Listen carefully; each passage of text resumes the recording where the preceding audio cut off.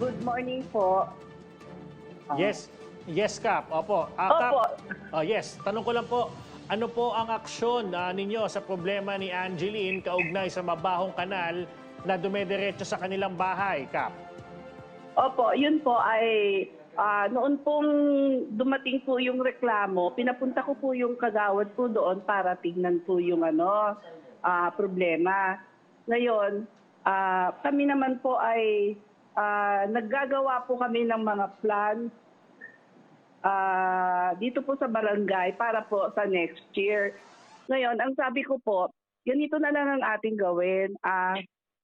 Magplano po tayo na magkaroon po ng meeting ng mga naninirahan po doon para magawan po pansamantala kung ano po yung maigi.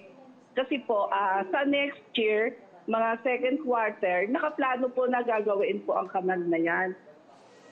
Oo. Magagawa po ng kanal kasi humingi din po kami ng tulong sa itaas po sa governor para po magawaan po ang kanal kasi po hindi po maliit na halaga lang po yung kanal po na yon na hindi po kakayanin ng barangay na ipagawa yung kanal, yung drainage po.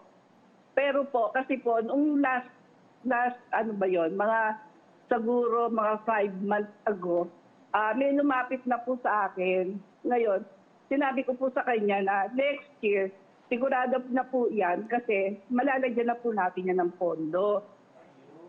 Ayun. So, next Opo, year po, opo. next year pa po ito magagawa. Ang tanong po ng Opo. ibang mga kababayan natin, Kap, pansamantala po, pwede po bang ma-share nyo po sa amin kung ano po yung pwedeng remedyo dito dahil nabanggit nyo po na kayo po ay magpupulong para po Opo, masolusyonan ito pansamantala? Opo.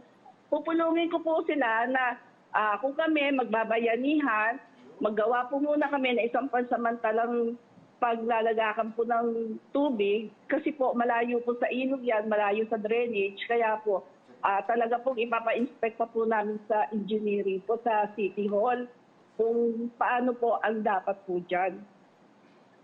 Pero po yan po ay talagang naipangako ko na po doon kasi po may nag-request na po niyan.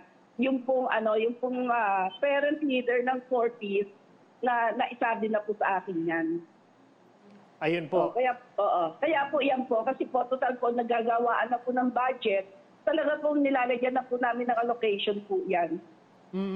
Pero itong pagpupulong na ito, Kap, kailan kaya ito? Kasi parang talagang gustong-gusto na po ng mga ibang mga kababayan natin dyan na malaman na rin talaga nila yung plano, anong gagawin nila, baka may matulong sila na mas mapabilis po ito. Nasa ano po, sir, nasa second quarter po ito.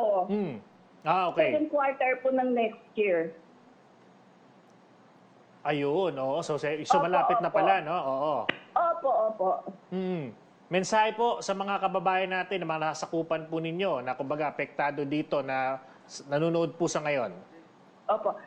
Nananawagan po ako sa mga kabarangay ko po dyan, sa lugar na yan. Kung ano man po ang ating problema, dumulog lang po sa barangay.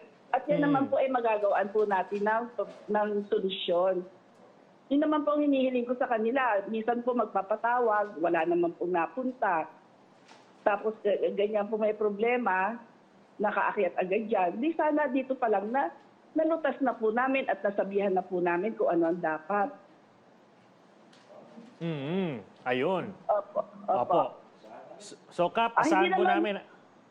Sir, hindi naman po namin pababayaan yan. Ayun. Basta kung ano po yung kanilang request, nag-request po ng ilaw, ng ano man po doon, nabibigyan naman po namin ng katuparan. Ayun yung maganda dyan, Kap, no? Talagang maasahan po kayo kahit anong ilapit, tinutugunan ninyo. So, inaasahan po namin, na ito po kumbaga matutugunan sa lalong madaling panahon. So, thank you po, Kap, sa pagpapaunlak. Maraming salamat po.